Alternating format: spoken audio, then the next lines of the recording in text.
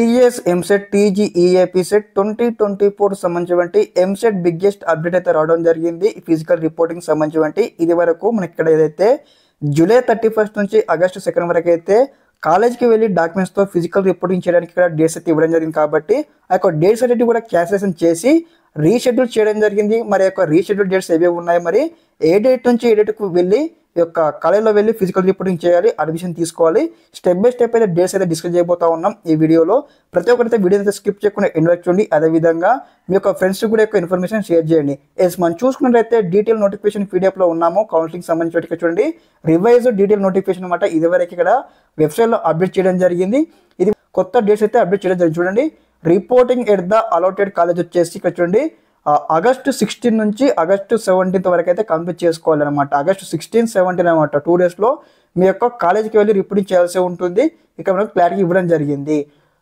Physical reporting of candidates at the allotted college after final phase allotment is mandatory and ever a set of xerox copies of the certificates and original transfer TC at allocated college అనమాట. Okay, చూడండి ఇక్కడ మళ్ళీ ఇంకోటి పైన ఇవ్వడం జరిగింది.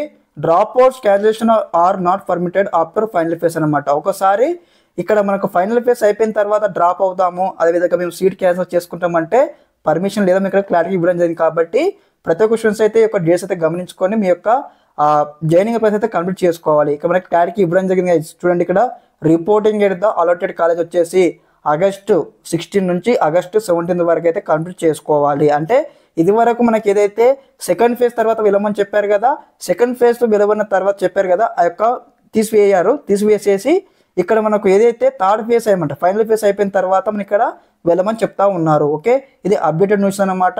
మీరు 31 నుంచి 2 వరకు అయితే వెళ్ళేటటువంటి అవసరం లేదు.